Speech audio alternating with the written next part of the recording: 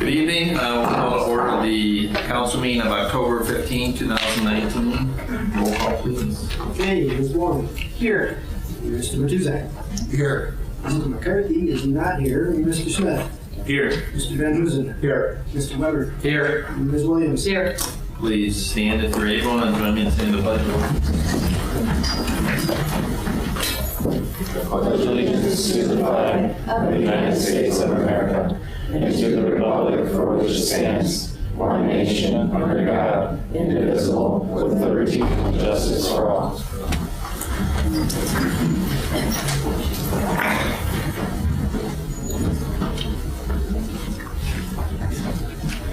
All right, we have the minutes of the October 1st council meeting and the committee of the whole from October 2nd.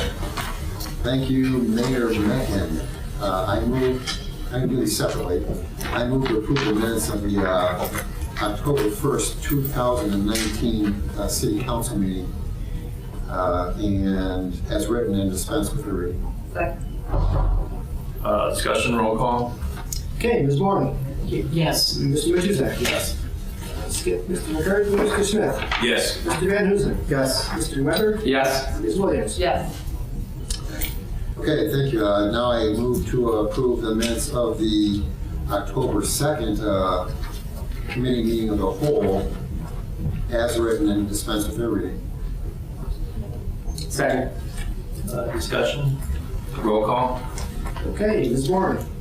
Yes. Mr. Matuzak. Mr. McCarthy. I'm sorry, Mr. Smith. Yes. Mr. Van Hoosen. Yes. Mr. Weber. Yes. Ms. Williams. Abstain.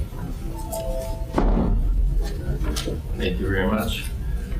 We have no special reports, letters, communication assistance concerns. If you have an item not otherwise covered by the agenda, now is your chance to come forward.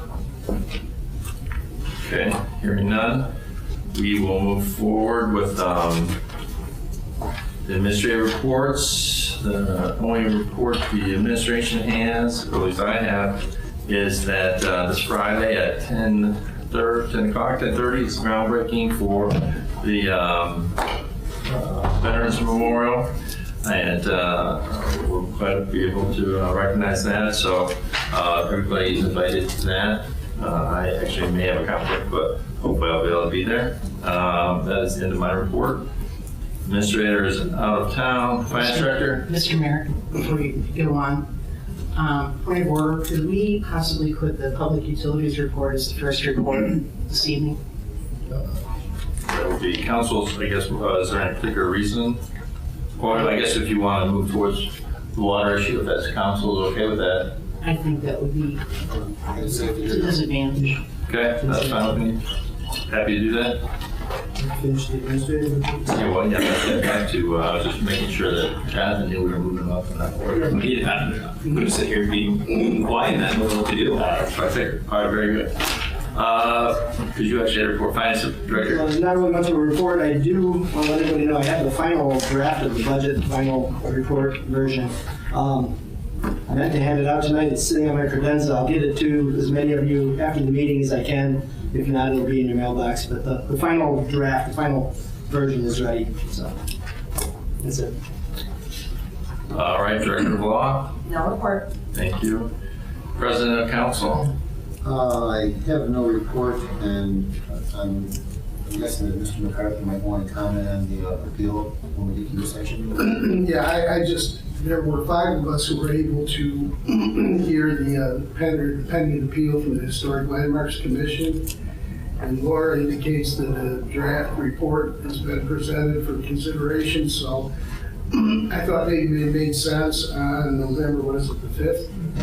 To have that group meet at 6 p.m. in advance of the regular council meeting. I guess we call it, what did we call it last night? Or just a special council meeting? It was actually considered a hearing in front of city council because of what it was, the quasi-judicial style hearing. But you can do a special council meeting at 6. We do have a public hearing then at 6:20. So you'll have a draft prior to that. As I stated, I did receive a transcript of that, so we're just wrapping up, plugging in the numbers from the transcript in it. But I did notify appellant's attorney that city council would act on it on the 5th. Okay. Well, I guess the five are Barry, Jonathan, Jimmy, and myself and Mark. If you're okay to get together at 6, I'll leave it to Laura to figure out whether to call a special council meeting or just a council hearing. Special council hearing is just combine it all. Yeah. That's fine. We'll put it on the calendar for 6 o'clock. Thank you. Very good. All right, we will then go, is that the one thing? Yes. We will then go to orders of public utilities. It's an honor to be first for once instead of last. You know, we always save the best for last. I'm a little confused on what to use here. I guess I'm no longer the best. So I do actually have no report here today. Our next committee meeting is going to be on October 23rd at 6 p.m. And I do have the resolution here to introduce. So I would like to introduce Resolution 66, 2019, and move that the rules be suspended to allow for its reading by number title only and dispense with the third reading. Second. Roll call. Okay, Ms. Moore. Yes. Mr. Matuzak. Yes. Mr. McCarthy. Yes. Mr. Smith. Yes. Mr. Van Huzen. Yes. Mr. Weber. Yes. Ms. Williams. Yes. Okay, resolution number 66, 2019, a resolution authorizing a uniform water purchase and supply agreement with the city of Toledo and the economic emergency. I have the discussion. Well, let's just wait for the motion. All right, well, I will move that Resolution 66, 2019 be passed as an emergency measure. Discussion. I have been, from the beginning, an advocate of continuing our relationship with Toledo. As this process has evolved, it has become more and more apparent that my original inclination was correct. Every other jurisdiction which has been a customer of the city of Toledo has renewed its contract with Toledo.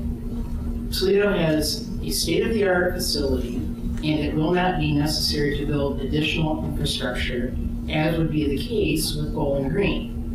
We would be part of a network with other communities, and if we were to sign with Bowling Green, there would be higher costs. The only excuse to go with Bowling Green would be for some partisan political reason, which has no place in this discussion, in my opinion. Thank you. Anyone else have discussion?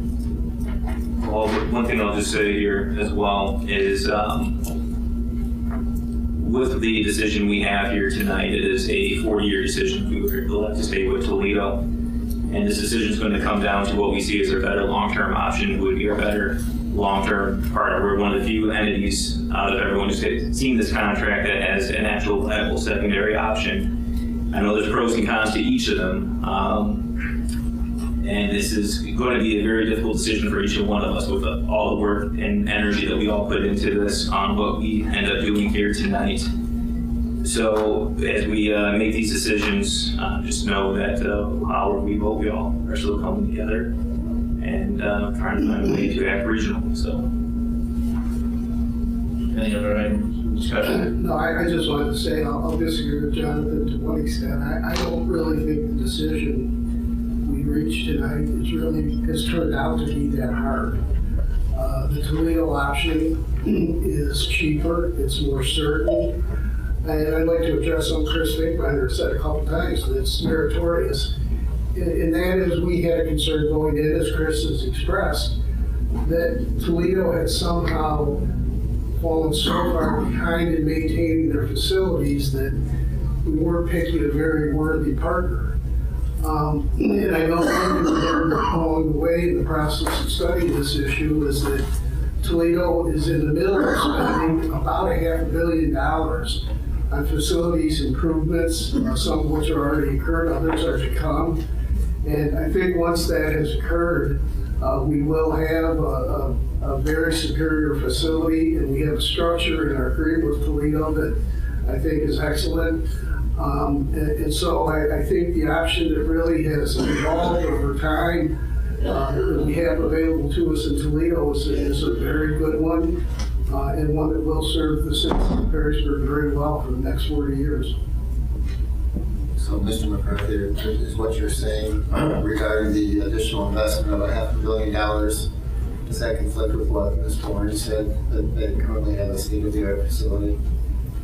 To some extent, I wouldn't call it state-of-the-art yet, but I think it's going to be, with the improvements that I think the schedule they presented us, and I didn't bring it with me tonight, but by 2023 or 2024, I think it's going to be a very strong facility. And I think Ed Moore, the night he was here from Toledo, kind of acknowledged that they were, in fact, a little bit behind the curve. I think he said the spending that we were doing in there is usually the spending you have over, I can't remember if he said a 13-year period or an 18-year period. But maybe they played some catch up, but I think largely that has occurred, and it'll be completed in the not so distant future. Any other discussion? Did anybody just want to say anything, or if not, go ahead if you want.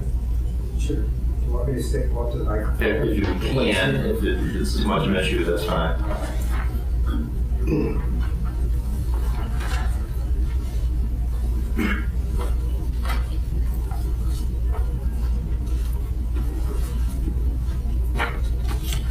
Tim, I hear what you're saying. Oh, so let me know that one. All right. I appreciate that, Chris. I hear what you're saying about Toledo. I think I said to everybody, my father's engineering firm was Fink, Binder, Pennis, and Stroud. I went with my father most of the time when I was little, and I recall going to Collins Park. It was opened with great celebration. In fact, the New York Times said it was the best water treatment plant in America in an article about it when it was opened up. I also went with him when they designed and built Bowling Green's water treatment plant. My concern is this: Toledo did let it slide. Nobody can argue about that. When I saw the pictures on TV, I guess it was 3 or 4 years ago, of the condition of that plant, it was deplorable. And I know we have a council now to oversee it. That does make me feel better. But I would say this: in the same period of time, Bowling Green's taken great care of that plant. And a couple of things, they're actually ahead of Toledo in a couple of their processes. They have a granular active carbon membrane filter. They have a reverse osmosis system, which Toledo does not have. And most importantly, they have 2 intakes. Toledo needs another intake system. And I think Warren Henry alluded to that and said that it would be somewhere between Detroit and Monroe, Michigan. My problem is the western basin of Lake Erie is prone to algae. And I guess I would say having a second intake is very important. Bowling Green's already addressed that. And knowing Jim Bagdonis, who is a very good city engineer, he made a tough decision, but a good decision, to basically acquire the water from Bowling Green. And I guess I'd say I talked with Dick Edwards about this. He's in a situation where he's going to retire. So, and he's involved with TMACOG. So he doesn't want politically to get into a situation where he's involved. But I can tell you this: I talked with their public utility people, and I know Daryl Stockberger. They would be eager to consider Perrysburg, and what they really need is they need another reservoir. But it would take 2 or 4 years to build that. So my only point is this: it's the future of Perrysburg. And we're looking at 40 years. That's a long time. And I kind of looked at to see if there was an escape clause in there for water quality issues. And I am told that they're in the process with Northwest Water and Sewer of designing an emergency water issue situation where they could gather the water from the Bowling Green water system should Toledo go into another emergency. And I haven't seen exactly the wording on that. But, you know, my biggest concern is this. I think Bowling Green at this point has got a more advanced water treatment process, and we're looking at serving 50,000 people, with Perrysburg included in Bowling Green, versus 500,000 people in the metropolitan Toledo area or more, because they're serving part of southwestern lower Michigan. And I'm just saying, our growth is headed southwest. It's headed towards Bowling Green. We're 25 miles away from the water treatment plant in Toledo. we're 10 miles or less away from Bowling Green. That's where our population is growing. And we've got their water lines right now. They're in Saddlebrook, they're in Hall Prairie Meadows, they're in Carrington Woods, and they're in Willow Bend. So I guess what I'd say, their water supply lines to the southwest part of Perrysburg are already in place.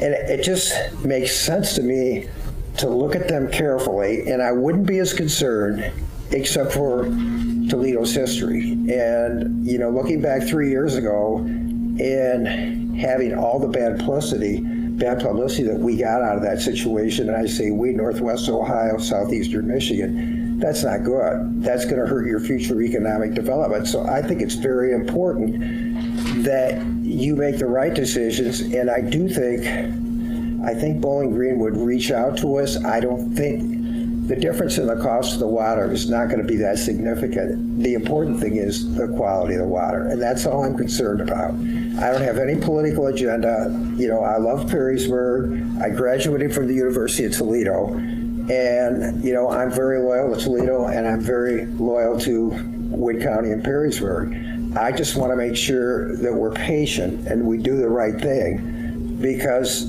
it has long-haul implications for the city of Perrysburg and Wood County. And that's really my only reason why I came down here, because they've taken such good care of their water treatment plant, and you know, it's not a big service area, so it's got room to grow. That's all I'm saying. Just be careful with the decision. And if we had to get a more detailed proposal from Bowling Green, I think they'd be very willing. I think Mayor Edwards, who's a great administrator, he's going to retire, so he doesn't want to be involved in that. But I do think their public utilities people would reach out to us. So basically, that's all I have to say. Well, Chris, I think you're right. I think I may have commented earlier that Bowling Green had seemed unwilling to do business with us, and that was wrong. I think I later learned through these discussions that they're simply in a position now where they didn't want to actively pursue us. But we do have an issue with, we need, I think it was $40 million in transmission costs to get the water here. And then there's like a $100 million piece in the middle of it to build the additional capacity. And the transmission costs, I think, were accounted for, but that $100 million we could never see, and we had some of our experts take a look at it. They couldn't see that was ever really realistically reflected in any of the rates they quoted us in their projections. So that was the uncertainty. That is the uncertainty that still exists. So that's a concern. I think your points are all valid. I can't say you're. Yeah, I think they use Pogemeyer, don't they, in Bowling Green? They use Pogemeyer, and we had, I can't remember the affiliated to yeah, they had some big projects. Wood County Economic Development Commission had Pogemeyer come in and conduct 2 phase studies. Yeah. And we also had Jack Jones come and give a presentation here as well prior to us contracting with Jameson Henry. So there's been a lot of studies on it. It's just what I know that we had been told is that $100 million expansion, at least by the people in public utilities, had stated that could have been handled with the rate and the increase in the purchasing from Perrysburg or the district or Maumee or however much is going to have to be dependent on who goes. If someone reaches out to Bowling Green, and if you don't mind, I'm just going to point out one of the things that I do want to point out. I mentioned the Bowling Green lines in some of the western area. I believe that's the district line, if I'm not mistaken. So those are separate from the Bowling Green utilities. So not trying to dispute anything else you said. Everything else I think you got on point, but just for point of clarification, sure. Sure everyone knows the facts on that too, that those are district lines and those are separate from the BG utilities. So we still have to put a transmission line in to actually handle everything else from there as well. You know, we might not need a second transmission line on the east side of Perrysburg if Rossford and Perrysburg Township was not going to be involved. So standalone, actually, I think they would be better off on a standalone with Perrysburg as opposed to having a larger area, including Rossford and basically Perrysburg Township. And it sounds like from Northwest Water and Sewer and talking with Jerry Greiner, they've made that decision. And so I guess I would say, Yeah, the only other thing that bothers me is last Tuesday there was a noted speaker at Bowling Green State University, and she said, I basically sent this article into some of you. It said an article on the front page of the Bowling Green Sentinel Tribune, October 7th, underscores the importance of choosing the proper supplier for Perrysburg water the next 40 years. Public health advocate and pediatrician professor Dr. Mona Hannah Russell spoke at BGSU last month and stated that she no longer says water is safe anywhere, not in Flint, Toledo, or Detroit, citing that governmental entities should do a better job in the richest country in the world. She said, boil bottled water now, it sells soda pop. I mean, I guess I didn't like, first of all, I looked her up, and she's got a book that's on the New York Times bestseller list. So she is a prominent person. And I guess you don't want that kind of information going out about Toledo, Detroit, or I guess you say the surrounding Toledo suburbs, for that reason alone, because that would stop economic development big time. And that's why I think everybody should be very careful about doing this, because when you have somebody like that make a speech like that, my understanding is that that's in the Bowling Green State University handbook, that all the students get that. So, you know, from recruiting students to come back and work in Northwestern Ohio, to recruiting businesses to Northwest Ohio, to the Perrysburg people, that's an important issue. And, you know, I haven't thoroughly researched that, but the fact of the matter is she did make that speech, and that was last Tuesday night. So those are all the reasons why, you know, I'm not normally the kind of person to stand up here and be a public advocate for anything, but I just think that it deserves very close attention, because 40 years is a long time. And they did let us down before, without any question of doubt. And they let us down because they were diverting that money they were making off of water into other City of Toledo resources. And you can't do that. You know, you can't take the money they make from water and put it into your infrastructure or put it into overtime pay for employees. That's just not a good idea. So that's why I'm throwing. That was an issue, and that was certainly something that is specifically addressed in the contract. That was, there certainly was when we started this.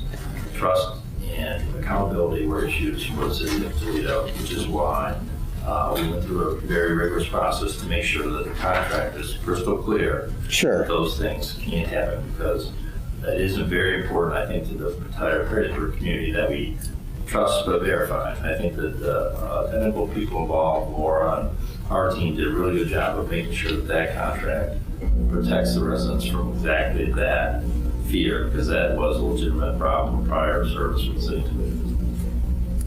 Well, you have all the information. I've said enough. I wanted to raise the issue. I guess I wouldn't have felt comfortable going forward and thinking that I didn't point out some of these things. And I do like the way Bowling Green's maintain their water treatment plant. And I guess I would say I just wanted to check into it to make sure that I felt in my own mind that I was doing what was best for my community. So, Thanks, Chris. all right, thank you. Can you have a number of how much money the city spent in additional out-of-pocket costs?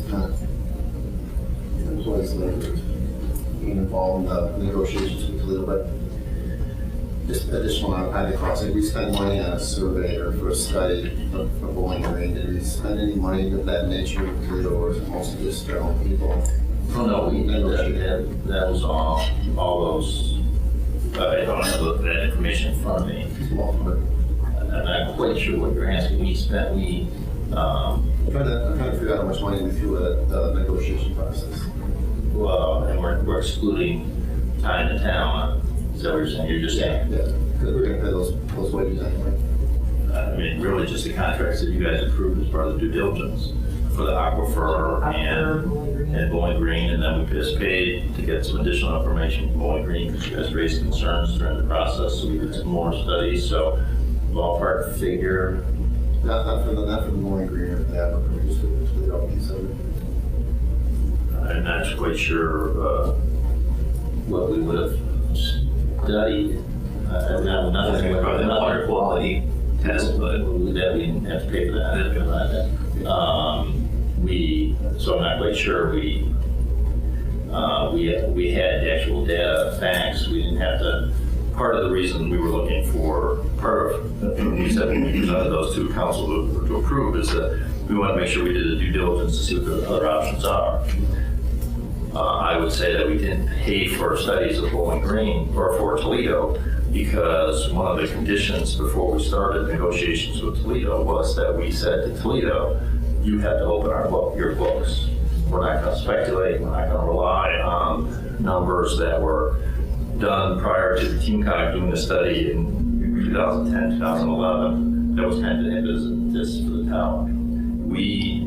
So we didn't have to pay for experts to calculate potential rates or to do investigations. We had books and accounting records. What we got, those were conditioned to negotiations. We didn't negotiate until we had the books. So I don't think we didn't ask for anything from council as far as. Not additional funding for studies on Toledo, no. And because we also utilize this high-end talent of all of the contracted communities, their technical and their legal to work as teams on this. Well, that's right. There was a lot of, like, there was a water quality team, there was a lawyer team, there was there was 2 or 3 other technical groups that were assigned particular tasks to go through the quality, the books and records, the accounting kind of component of it, and then the legal part of it. So that was through a team cog, and that was team cog. Team cog did a study. Chambers, Toledo Chamber as well. That was all before town. That There was wasn't all any contributions from the contracting communities. Right. Those were all paid for, right? The contracting committees paid those. So I guess you would include those as part of the number. Those were, the Taos study was done before 2015, that council approved the payment to participate in those discussions. Well, I guess I don't want anyone to think that I'm discounting the effort that was made in Toledo because we didn't spend any money on it. That's not my point. But Mr. Finkbeiner has said, and I've heard other people say that Bowling Green would reach out to us. Is there any reason that the administration has reached out, the administration reached out to them on a repeated basis, and the administration was repeatedly told, just as Councilman McCarthy kind of backstepped a little bit, but no, it was very clear that Bowling Green was not interested in reaching out to us at any time. And we asked, and we talked informally, and we talked about other events, and we have regular relations with Mayor Edwards, who was well respected, and with the anticipated new mayor who is running without an opposition, and they have said clearly that.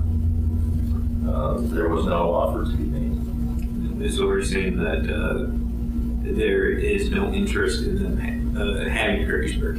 As I understand it, they basically weren't that interested unless all the costs associated with any expansion could be driven strictly by Perrysburg paying all those costs. So when we presented the proposal, the estimates, it was my understanding that those basically broke down to 3 potential options. And the consultant, I think, did say that if Perrysburg was going to be the sole one, those costs would certainly go up. We would be the sole provider. That is what I have been generally informed. So I'm just trying to make sure, because I've seen from the Jones and Henry study, that seemed a little contradictory, because I thought they mentioned in that it was that the rates, it would have been the cost to expand the plant was built into the rates of Bowling Green. Right, but they basically said that the rates going forward would include, they never really said specifically how they calculate the rates. We never got that specific information. Isn't that, given all the effort that was made in the negotiating with Toledo, isn't that something we should have done with Bowling Green? Bowling Green refused to give that to us. So, and which I totally understand as well, because they were like, well. They didn't want to get in the middle. They didn't want to get in the middle of that. Now we've got our numbers with Toledo. That was my understanding. They didn't want to interrupt what we were doing with Toledo, but we got a proposed contract with Toledo. So I thought at that point, we go back to Bowling Green, so We have, and there's been no response. So that kind of contradicts what you were just saying. Well, and I thought basically there's been no response. So it would be a risk to say we're voting this down, and then go into Bowling Green. Bowling Green has not said, So they haven't told you no, they just had no response. several people, they have not out loud said no. They have previously, but they have I thought you said they had no. said, while the director of the plant has said, yes, they can do it, council and the administration have expressed no interest in doing that. They have basically said, every time I have asked, the answer has been, we are not interested.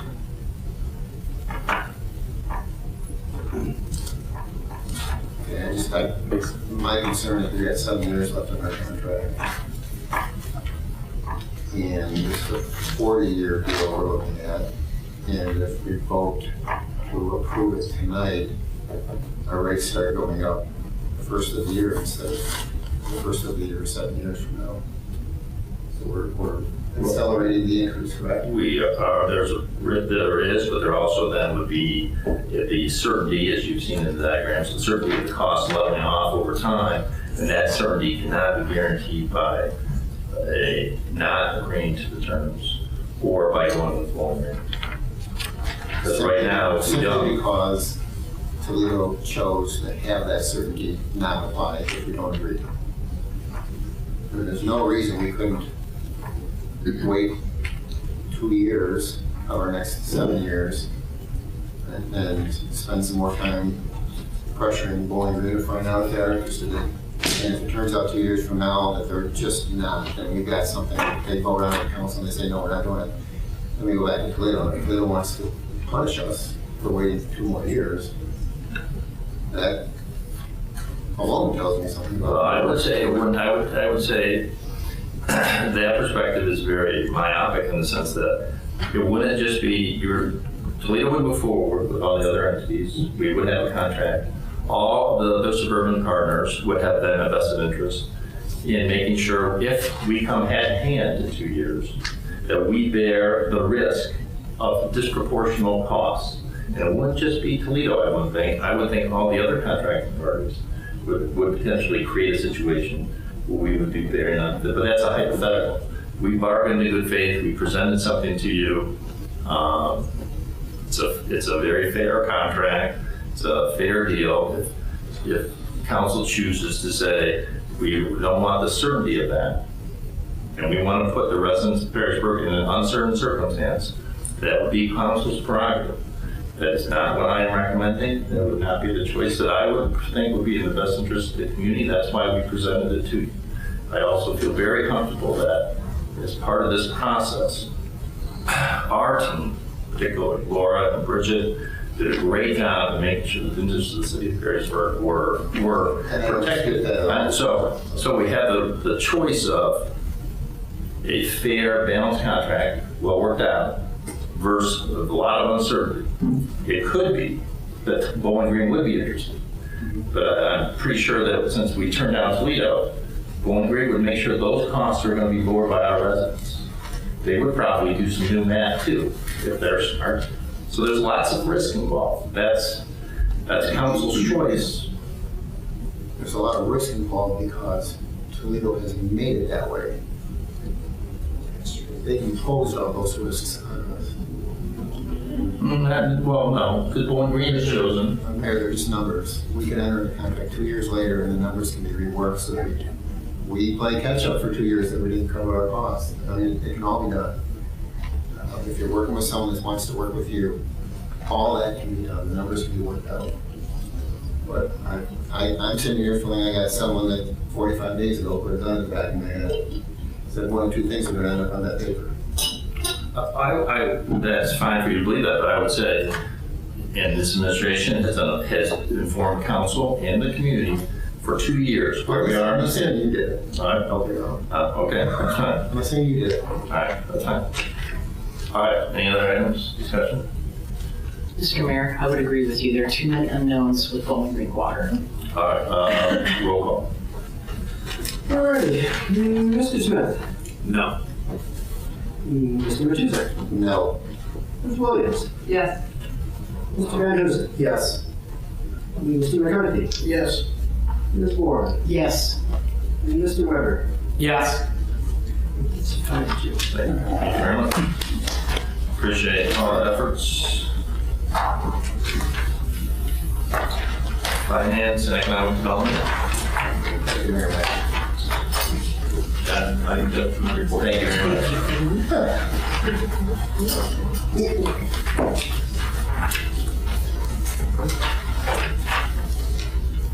Nobody left. Wow. Okay. Thank you, Mayor Matt. I do have a committee report. We met on October 8th. Anyone can't hear me, please let me know. Meeting was called to order at 5:33 p.m. Present were myself, Mr. McCarthy, and Ms. Williams. Also present were our Law Director, Laura Alkire, our Finance Director, Dave Krebs, and our Income Tax Commissioner, Steve Ronder. The first item that we had on our agenda at our committee meeting was a CRA application for redevelopers Limited. And what I'm going to try to do here tonight, rather than read you my report here,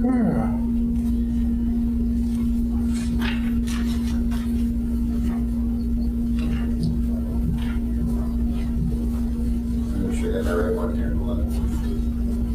Yeah. Not that Mary Jo did do a fantastic job with my report, but Ms. Alkire's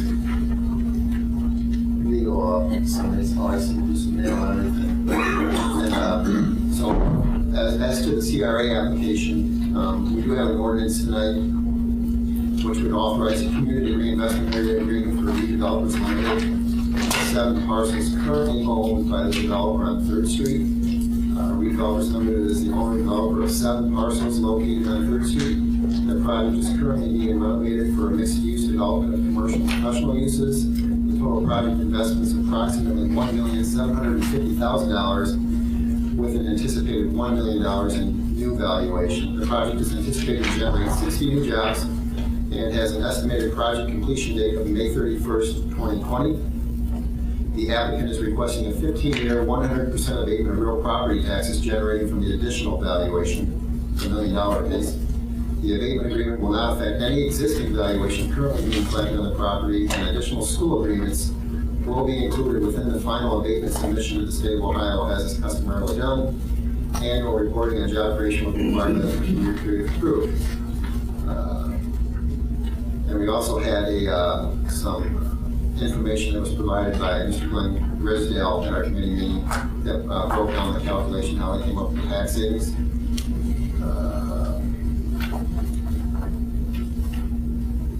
If we adopt the agreement tonight, it will allow the agreement to be forwarded to the Ohio Development Services Agency for acceptance. The legislation is going to be presented as an emergency measure. It's important to note the abatement agreement grants a 15-year, 100% abatement on real property taxes. Should the Tax Incentive Review Committee determine the applicant is not meeting its expectations, the agreement can be terminated or modified. Additionally, in the event the determination is made, the property taxes previously abated can be made payable. And I just wanted to read that more so the people here know more about what the legislation is about and beyond what we tend to put in our committee reports. We moved on to the committee to the Finance Director's report. The committee reviewed expenditures greater than $5,000 for September. Mr. McCarthy asked about payment made to Blue Force mobile training, which was for implicit bias training. Mr. Krebs then reported the balances in the Health and Welfare Fund as of September 30th, 2019 was just over $800,000, which is 3 months into our year. And that amount is down a little from the previous months.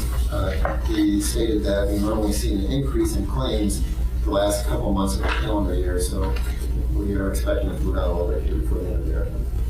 Mr. Krebs requested approval of legislation for the vote rollover for the water towers. What did I say? Here's some water tower amounts. Right.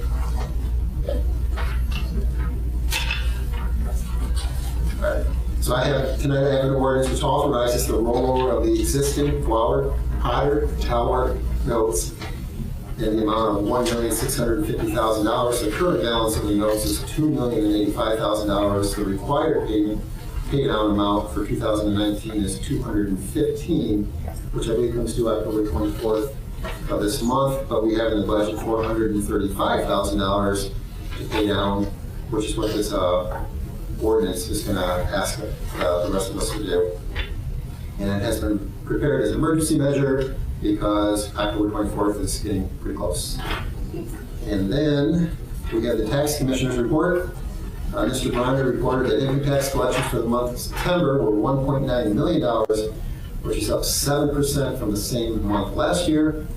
Year-to-date collections for the first 9 months of the year are $16.7 million, which year-to-date is up 8.5% from the same period last year. I'll make sure that we're just going to skip that. In other business, Ms. Alkire stated that she was contacted by the Port Authority regarding the, called the ESID, the ESID for the YMCA, and I have some legislation for that tonight as well. Tonight's ordinance will authorize an additional assessment for the Fort Meigs YMCA through the Port Authority ESID program. If you all remember, City Council authorized an assessment for the Fort Meigs Special Energy Improvement Project in Ordinance 2019 back in January. The assessment was part of a larger project by the Young Men's Christian Association of Greater Toledo, which identified multiple projects in Lucas and Wood County to install energy-efficient upgrades to various YMCA's. Upon evaluation, the applicant chose to reallocate funds previously intended for another facility and increase the amount previously allotted to the Fort Meigs YMCA here in Perrysburg. The additional improvements include the replacement of the upstairs fitness center, exhaust fan motors, and damper actuators. The reallocation of funds requires legislation authorization to enable collection through the special assessment process, and under the revised legislation, the project is cost by just under $7,000. And the collections of the real estate taxes will begin the first collection in 2020. And we addressed the budget at the end of the committee meeting. Mr. Krups provided a brief overview of the 2020 budget. He said that the income tax collections have budgeted over $20 million for the first time, and based on our year-to-date increase in collections this year, that would explain why we're budgeting over $20 million. He said that the budget includes 3 additional firefighters and $1.4 million for resurfacing. I asked about the grant fund that we had approved a while ago, and Mr. Krupp said that we have not received approval from the State Auditor's Office yet. Ms. Williams asked about the assistant to the administrator and the ERP finance software.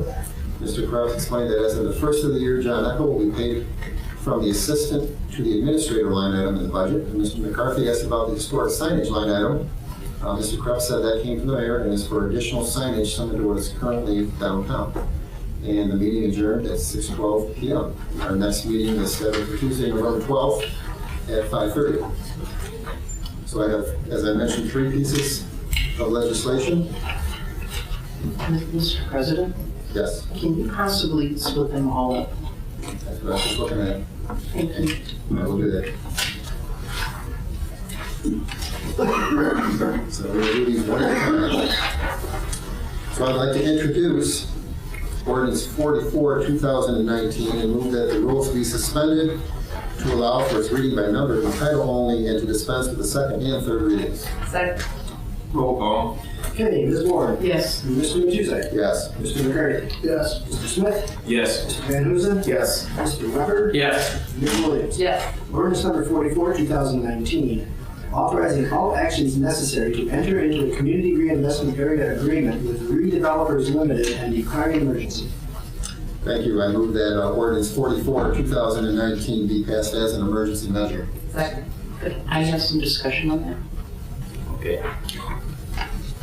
I would simply like to say that regarding this, I don't have a lot of faith in the community, in the organization that has purchased the buildings there based on especially what's happened and what appears to possibly be shoddy construction. So I will not be voting yes on that. I will be voting no. Thanks. I have a question on this as well. It says on page 2 of the agreement, number 3, that the property owner shall create the equivalent of 60 full-time jobs. Now, I know there's going to be some food service places in there. I know they employ a lot of part-time. So is there a formula of how many part-time equal full-time? And how we monitor that these 60 jobs? Mr. Weber, did it say the equivalent of 60 full-time? Yes. Equivalent. That'd be the question, I would ask the same question. So at this point, it is anticipated to be 60 full-time jobs. However, those are estimates. They have to be monitored on an annual basis by law. So the Tax Incentive Review Committee would be reviewing those for compliance with the agreement. If they are not in compliance with the agreement on an annual basis, we have the ability to revoke the tax abatement. So it certainly will take some time once the construction is done and the hiring. I believe that the food service facility that's going in there is anticipated to be the bulk of the jobs. But that is something we would monitor, and again, we have the ability to revoke that. There's also a provision within the agreement that if the business owner defaults on the agreement in these terms, we then have what's called a clawback provision under the revised code that allows us to go back and recoup all of the taxable dollars that were abated under the prior years. But I'm just curious, I'm sure this has happened before with a full-time job, but then there's part-time employees. Do they equal the full-time position? That's not the way it was presented to us through the economic development consultant. It was presented to us as full-time positions. Okay. And that would be something they're required to make submissions to the city after a year to demonstrate that they're satisfying their requirements. In the past, when I was on that committee as part of the council, if they weren't, there were either additional conditions or things were rolled back, depended on the scenario. And in a couple occasions, we did stop the CRA. That doesn't happen often. Most of the time, people comply, and so they generally give estimates that are pretty close to what they want to have happen. But that's certainly something we will make sure we monitor. It seems like a lot of variables in here, and I was wondering, besides that one restaurant that they had mentioned, do we know what the other things are going to be in their offices or other retail? My understanding is that right now it's anticipated to be professional offices, I believe a yoga studio, and possibly a coffee house in addition to the restaurant. Restaurant and food. Right, it's a restaurant and food. Right, restaurant and food. So which brings me to the next question. If, like say, another business that's already established in another location relocates to this, does that count as a job they created? Or, you know, or you may not have that answer. I don't know. Within the city. As long as it's within the city, But right? if it was already within our city and they just moved from Louisiana Avenue over to They're Third not creating Street, jobs. that's not creating a job. Okay, I just want to Right, make but It's something similar we had with Caterpillar. There was a situation where they had to create the jobs, even though they're moving from a new location there.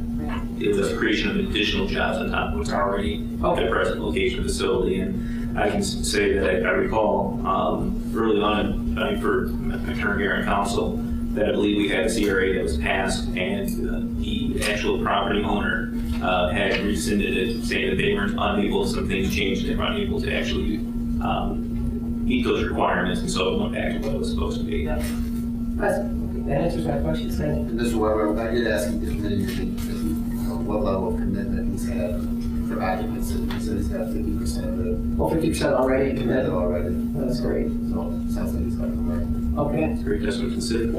I am curious about, so the minutes reference a $2 million project, CRA references $1 million project. So is the exemptions or abatements based on 1 or the 2 million? It's going to be based on the law. Just the incremental value. It's based on the incremental value that the county auditor puts on. Okay, so you can put more money into a building, but the county auditor only increases the value of that building By so much. right by what their appraisal is. Just wondered which number we were using. We're using the auditors. He's got it as like a base. Right. Thank you. Any other discussion? Roll call. Okay, Mr. Van Nuzen. Yes. Ms. Ward. No. Okay, Mr. Smith. Yes. Ms. Williams. Yes. Mr. Matusek. Yes. Mr. Weber. Yes. Mr. McCurdy. Yes. Okay, I would like to introduce ordinance 45, 2019, move that the rules be suspended to allow for its reading by number and title only, and to dispense with the second and third readings. Second. Roll call. Okay, Ms. Warren. Yes. Mr. Matuzak. Yes. Mr. McCarthy. Yes. Mr. Smith. Yes. Mr. Van Huzen. Yes. Mr. Weber. Yes. Ms. Williams. Yes. Okay, ordinance number 45, 2019. An ordinance providing for the issuance and sale of $1,650,000 notes in anticipation of the issuance of bonds to pay the cost of improving the municipal waterworks system by removing the existing water tower now located on Fort Meigs Road and acquiring, constructing, and installing a new water tower to be located behind the existing public service building, and a new water tower to be located on the site of the existing water tower now located on Fort Meigs Road, together with all necessary appurtenances, and declaring an emergency. The tower's already there, right? Yes. Okay. And before you make a motion to approve this, I need to, this will be with an administrative change. That administrative change will be inserting the interest rate on these notes. The coupon rate on the note will be 2.5%, but there will be a premium paid of $17,787, bringing the actual yield on the notes down to 1.4%. So the interest rate we're functionally paying on these notes is 1.4%. And that's replacing on section 2 that where it says 5%? Yes. Okay. Well, it has to be under, they put a number in that has to be under. Okay. It's a safe bet. I'm going to go around, but that's my own issue. Thanks. Okay, I move that ordinance 45, 2019 be passed as administratively changed as an emergency measure. Second. Discussion. Roll call. Okay, Mr. McCarthy. Yes. Mr. Weber. Yes. Mr. Matuzak. Yes. Ms. Williams. Yes. Ms. Warren. Yes. Mr. Smith. Yes. Mr. Van Huzen. Yes. Thank you. Okay, and lastly, I would like to introduce ordinance 46, 2019, and move the rules be suspended to allow for its reading by number and title only, and to dispense with the second and third readings. Roll call. Okay, Ms. Warren. Yes. Mr. Matuzak. Yes. Mr. McCarthy. Yes. Mr. Smith. Yes. Mr. Van Huzen. Yes. Mr. Weber. Yes. Ms. Williams. Yes. Ordinance number 46, 2019, levying additional special assessments for the Fort Meigs YMCA Energy Improvement Project and declaring an emergency. I move that ordinance 46, 2019 be passed as an emergency measure. Second. Discussion. Roll call. Okay, Mr. Smith. Yes. Mr. Weber. Yes. Ms. Warren. Yes. Mr. McCarthy. Yes. Mr. Van Huzen. Yes. Ms. Williams. Yes. And Mr. Matuzak. Yes. And that's all I have, Mayor Matt. Thank you very much. Service. Thank you, Your Honor. I have no report. Our next committee meeting will be the 23rd of October at 5 p.m. See. Thank you, Mr. Mayor. I have no report. Our next meeting is Tuesday, October 22nd at 6 p.m. Thank you. Recreation. Thank you, Mr. Mayor. I have the original report here, which I will read. I was not in a position to have it duplicated before this meeting. All regular recipients will receive copies as soon as copies can be made. Present, Chairwoman Deborah Warren. This is from the October 8th meeting. Council members Jim Matuzak and Jonathan Smith, Law Director Laura Alkire, and John Eckel, Assistant to the Administrator. Chairwoman Warren called the meeting to order at 6:30 p.m. in Council chambers. After the Pledge of Allegiance, citizen concerns were requested and none were offered. There was no action or discussion on the Riverside Park cannon stands. The Inclusive Playground, Brian Rickman was in attendance to give an update on the status of the Inclusive Playground he has proposed in Rotary Park. Mr. Rickman stated since he has visited the committee, he has found an additional sponsor, Rudolph Libby, which has been furnishing in-kind contributions. The total amount of funds he needs to raise is $750,000. Mr. Smith asked what is the square footage of the project. Mr. Rickman said it was just shy of 14,000 square feet. Ms. Warren said she was glad that they are raising the money and not asking for taxpayer dollars. Mr. Matuzak asked if the project had been cleared with the city. Mr. Rickman said that he thought that he would come to our committee first, and then we would tell him where to go next. Ms. Warren suggested the Planning and Zoning Committee of Council, and Mr. Smith said that it would be ultimately going back to the Plan Commission because the Rotary Park Master Plan would need to be amended. The update on the splash pad, Ms. Warren said splash pads come in all sizes and complexities. Since the committee wants a splash pad, I would ask Mr. Matuzak to, at the next Finance Committee meeting, to determine what is the maximum amount that City Council is prepared to spend on a splash pad. We can then retain a designer or engineer who can design a splash pad that would fit the project. Under other business, regarding the Meyer Field at Municipal Park, which is Resolution 67-2019, the law director, Ms. Ilkire, thanked Councilwoman Warren for entertaining this late addition. Kevin Weber, 1432 South Red Hawk, was asked to come to the podium by Ms. Warren to describe the scope of the project. Mr. Weber stated that he has been a resident of Perrysburg since 2004, and since his arrival, he has been heavily involved in coaching football and baseball. He thanked the city for giving his players the opportunity to use the city fields, but he feels Meyer Field at Municipal Park desperately needs an update. Mr. Matuzak asked if this is the only baseball field with grass. Mr. Weber said it was, but they want to replace it with Kentucky bluegrass. Mr. Weber stated that he was prepared to donate $32,000, which with the city's contribution of $40,000 would be sufficient to pay for its completion of the project. Ms. Alkire stated that the legislation was not complete, but she would have copies of the completed legislation for the committee to review before the next council meeting on October 15th. The committee then voted 3-0 to send the legislation on to council, where the final decision will be made. Under PrAC, Ms. Warren said that she attended last night's PrAC meeting, and as council liaison, she said that PrAC appears to be doing a good job codifying its bylaws. It's helpful that an ordinance codifying the responsibilities of council's recreation committee was passed last month. PrAC now understands, in my opinion, that any suggestions it may have, including the legislations, go first to the council's recreation committee for review.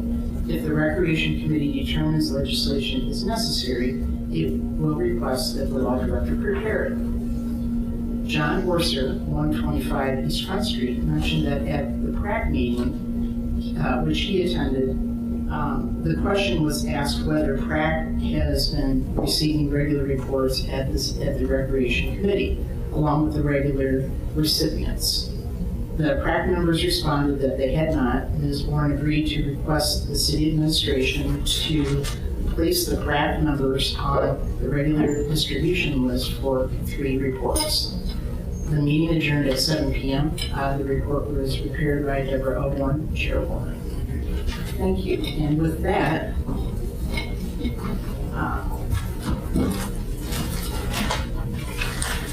I would like to introduce Resolution 67-2019 and move that the rules be suspended to allow for its reading by number and title only, and to dispense with the second and third readings.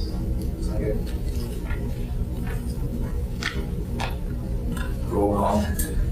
Okay, Ms. Warren. Yes. Mr. Matuzak.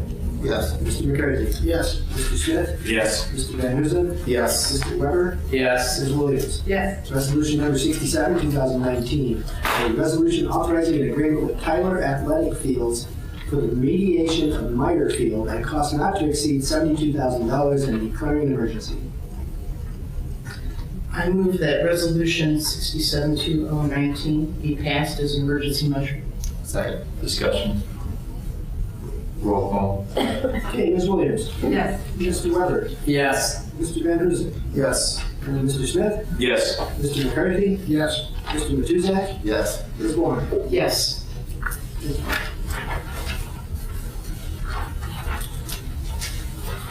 I don't hear Councilman Warren, I get another report. That's the end of my report. Thank you. Planning zone. Thank you, Your Honor. We have no report. We meet tomorrow night at 5:30 p.m. Personnel. Thank you, Mayor. I have no report. My next scheduled meeting is Tuesday after the 22nd at 5 p.m. Already gone, but I appreciate it. It was twice in one. Any other, like you read it? You want to vote again? Any other before it kind of work out? Motion to adjourn. Motion to adjourn. We're adjourned. Thank you.